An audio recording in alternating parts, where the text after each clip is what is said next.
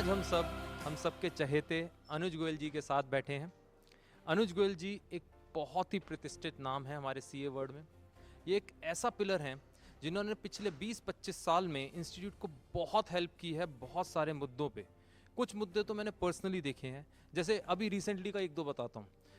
हमारे एक union minister, बोलना नहीं चाहिए लेकिन अनफॉर्चुनेटली थोड़े से ऐसे वर्ड्स बोल रहे थे जो कि हमारे इंस्टीट्यूट के और मेंबर्स के फेवर में नहीं थे।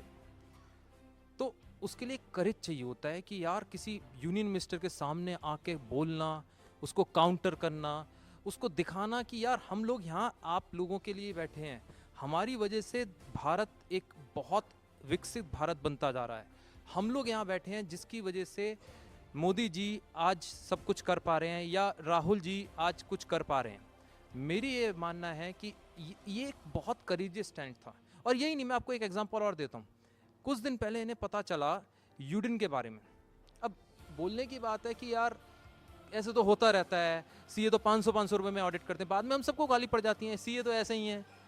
ही टुक द स्टैंड, अपनी जेब से पैसे लगाया बंदे ने, डिसिप्लिनरी कमेटी में फाइल किया, एक्शन लगाया उसके अगेंस्ट, एफआईआर की बंदे के अगेंस्ट। हर चीज के लिए ना जान चाहिए होती है, एक स्टैंड चाहिए होता है। डर लगता है कई बार कि यार पता नहीं कितने लोग हमारे ऊपर कुछ गलत अटैक कर दें, गलत तरीके से कुछ कर दें, बट ये बंदा, ये इंसान बिल्कुल जान लगा देता है इंस्टीट्यूट के लिए, और मैं इसीलिए इनको प्रेज करता हूँ हमेशा।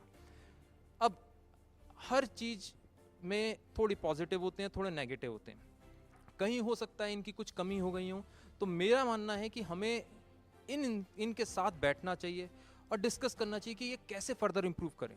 और उसी चीज़ को लेके मैं आपके साथ एक रिक्वेस्ट करूंगा कि आप लोग सब इनके साथ बैठिए।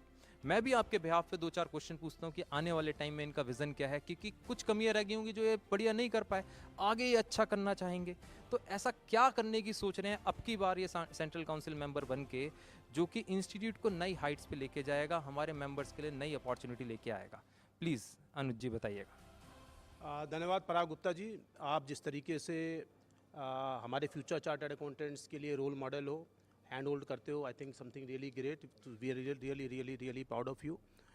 और सेंट्रल काउंसिल में मुझे लगता है कि आज की तारीख में बहुत बहुत बहुत बहुत ज़्यादा ज़रूरी है कि कैसे हमारे फोर फादर्स ने जो हमारे सीए प्रोफेशन की गरिमा को ऊंचा उठाया है, उसको कैसे हम बनाए रखें और उसको और आगे कैसे बढ़ा सकते हैं। और मुझे लगता है कि कहीं ना कहीं जो ये कम्युनिकेशन गैप है, चाहे वो ब्यूरोक्रेट्स के साथ है, चाहे वो पॉलिटिशियंस के साथ है, उस गैप को हम कैसे किस तरीके से ब्रिज कर सकते हैं, किस तरीके से कम्युनिकेट कर सकते हैं, किस तरीके से डायलॉग कर सकते हैं, और अपने प्रोफेशन का आदर मान सम्मान कैसे कैसे बढ़ा सकते हैं। और मुझे लगता है कि जिस तरीके से एक धारणा बन गई है कि चार्टर्ड अकाउंटेंट्स हर गलती के पीछे चार्टर्ड अकाउंटेंट्स हैं, वो बहुत बहुत बहुत ज़्यादा गलत धारणा है।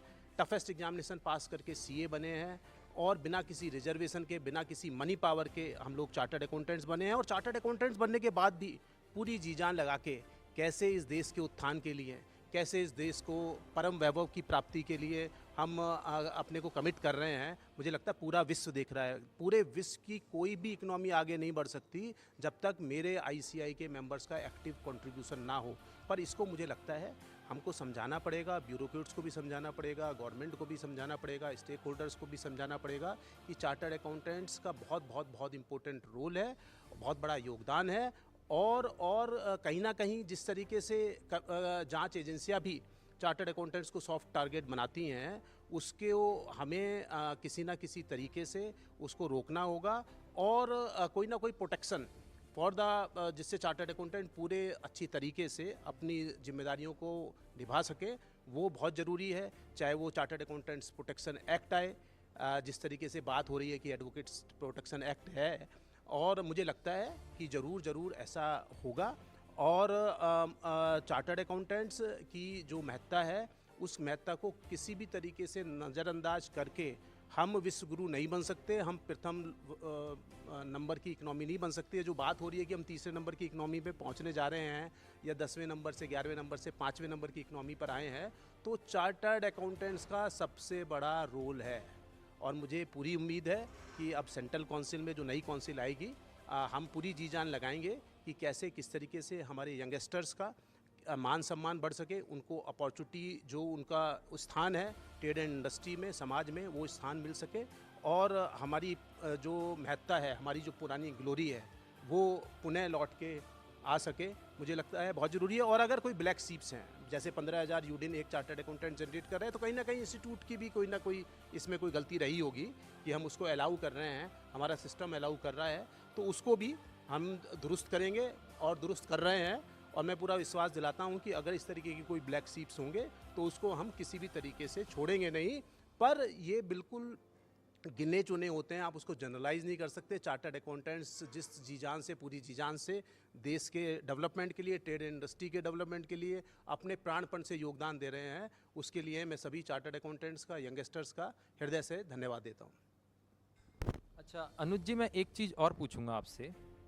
ये जो नए चार्टर्ड अकाउंटेंट्स हैं, जिन्हें हम कह सकते हैं रिसेंटली क्वालिफाइड या to be qualified chartered accountants, अब इनके लिए आपका क्या विज़न है? किस तरीके से आप सोच रहे हैं कि इंडस्ट्री में अपॉर्चुनिटीज़ ज़्यादा क्रिएट करने की या प्रैक्टिस में ज़्यादा एवेन्यूज़ क्रिएट करने की आपका क्या विज़न है उनके रिगार्डिंग भी? और क्या वो आपको फ्रीली ऐसे ही अप्रोच कर सकते हैं या कि कोई पर्टिकुलर कोई चेन है जिसके थ्रू आपको अप्रोच करना है? क्या आप फ्रीली अवेलेबल हैं, जस्ट अ कॉल अवे? किस तरीके से प्लीज़? पराग जी, मेरे जो चार्टर्ड अकाउंटेंट्स हैं और फ्यूचर चार्टर्ड अकाउंटेंट्स हैं, स्टूडेंट्स हैं, और चाहे वो फाउंडेशन का ही स्टूडेंट क्यों ना हो और साउथ से भी क्यों ना हो, अगर उन्होंने कभी भी आधी रात को भी मुझे याद किया है, मैंने उसको रेस्पॉन्ड किया है और रेस्पॉन्ड बैक किया है। और मुझे लगता है कि ये institute of chartered accountants of India केवल चार्टर्ड अकाउंटेंट्स का नहीं है, स्टूडेंट्स भी उसमें बराबर के सहभागी हैं। और अगर मैं रिप्रेजेंट कर रहा हूँ सेंट्रल काउंसिल में, तो मेंबर्स को भी रिप्रेजेंट कर रहा हूँ और फ्यूचर चार्टर्ड अकाउंटेंट्स स्टूडेंट्स को भी रिप्रेजेंट कर रहा हूँ। तो कभी भी 24/7 I am available for the students and of course for the youngsters, for the chartered accountants, and I am quite confident that every chartered accountant should get the proper opportunity. जब toughest examination पास करके हम CA बने हैं, तो मुझे लगता है trade and industry में जो कैंपस प्लेसमेंट है उसको हम कैसे और अच्छी तरीके से सुदृढ़ कर सकते हैं। अभी हम कैंपस प्लेसमेंट में फ़ीस लेते हैं कंपनीज से, मुझे लगता है there is no need to take any fees, rather हमें उनको कहीं ना कहीं कुछ ना कुछ इंसेंटिव देना चाहिए, उनको कुछ ना कुछ फैसिलिटेट करना चाहिए, जिससे कि वो अट्रैक्ट हों। हमारे चार्टर्ड अकाउंटेंट्स जो पूरी जी जान से पूरे विश्व की अर्थव्यवस्था में योगदान दे रहे हैं, कैसे वो इंडिया की अर्थव्यवस्था में ट्रेड एंड इंडस्ट्री को आगे बढ़ाने में योगदान दे सकें, उसको हम और अच्छी तरीके से उनको कन्विंस करें। मैं आपको बात कर रहा था पीछे, जब मंत्री जी के सामने भी बात कर रहा था, तो मैंने बताया था कि एक एक बैंक में 10-10 हज़ार चार्टर्ड अकाउंटेंट्स हैं। अगर मेरे चार्टर्ड अकाउंटेंट्स कॉम्पिटेंट हैं, उनकी कैपेसिटी है, उनका डेडिकेशन है, डिवोशन है, तभी इंडस्ट्री में इतनी डिमांड है। पर मुझे लगता है कि कहीं ना कहीं और ज़्यादा हमें इंडस्ट्री को आउटरीच प्रोग्राम करने पड़ेंगे और इस चार्टर्ड अकाउंटेंट्स की महत्ता को बताना पड़ेगा। और कोई इंडस्ट्री डेवलप ही नहीं कर सकती जब तक चार्टर्ड अकाउंटेंट्स का एक्स्ट्राऑर्डिनरी योगदान ना हो उस इंडस्ट्री के डेवलपमेंट में। और मुझे लगता है कि वो इंडस्ट्री को भी बताना ज़रूरी है और अपना कैंपस प्लेसमेंट का जो हमारा सिस्टम है उसको और सुदृढ़ करने की ज़रूरत है। और राउंड द ईयर वो कैंपस प्लेसमेंट कैसे चल सकता है? अभी क्या होता है कि कैंपस प्लेसमेंट में अगर एक बार कोई CA बनने के बाद प्लेस नहीं हो पाया या उसको चेंज करना है, तो उसके बाद बहुत अच्छा कोई सिस्टम नहीं है। मुझे लगता है वो सिस्टम होना ज़रूरी है कि अगर एक जगह में प्लेस हो गया हूँ तो उसके बाद दोबारा से कैसे प्लेस हो सकता हूँ, और अगर एक बार मैंने कैंपस प्लेसमेंट को मिस कर दिया है तो उसको मैं दोबारा से कैसे, किस तरीके से उसमें पार्टिसिपेट कर सकता हूँ। एक चीज़ मैंने और देखी थी, जैसे पास्ट में मैंने देखा था एक बार, ये तो मैं मानता हूँ कि he receives calls 24/7 and in past what happened, I think it was 2010, इनका हाथ फ्रैक्चर हो गया था and despite all that I saw him running round the corner for every student, every member. और अगर मैं गलत नहीं हूँ, अभी आप कुछ दिन पहले भी तो कोरिया गए थे शायद CA स्टूडेंट्स के लिए कि आगे उनके लिए एवेन्यूज़ खुलें। तो ये इंस्टीट्यूट इंटरनेशनली बढ़ाने के लिए, हम इंटरनेशनल टाइप के लिए हमारे क्या इंटरनेशनल अपॉर्चुनिटीज़ के लिए कर रहा है, ये मैं लास्ट क्वेश्चन पूछना चाहूँगा ताकि ये पता चले कि आखिरकार आपका क्या विज़न है आगे ग्लोबलाइज करने के लिए CA इंडस्ट्री को। पराग जी, मुझे लगता है कि अब हमारा CA प्रोफेशन इंटरनेशनल प्रोफेशन है। मेरा चार्टर्ड अकाउंटेंट इंटरनेशनल प्रोफेशनल है और अभी आपको ज़रूर पता होगा कि हमने ये इंश्योर किया है कि मेरा स्टूडेंट अगर मेरा आर्टिकलशिप करना चाहे तो वो दुबई में भी कर सकता है, यूएई में भी कर सकता है। पहले उसको इंडिया में ही आना ज़रूरी था और उसको फॉरेन में एक्सपोजर मिलना ज़रूरी है, क्योंकि अगर उसको वहाँ पे कंट्रीब्यूट करना है तो उसको ज़रूरी नहीं है कि वो इंडिया में आके पहले आर्टिकलशिप करे और उसके बाद वो दुबई में या यूएई में या गल्फ़ कंट्रीज़ में प्लेस हो। और मुझे लगता है बहुत ज़्यादा ज़रूरी है कि कैसे किस तरीके से हम स्टूडेंट्स को शुरू से ही ग्लोबली एक्सपोजर दे सकते हैं, और उस दिशा में हम बहुत अच्छी तरीके से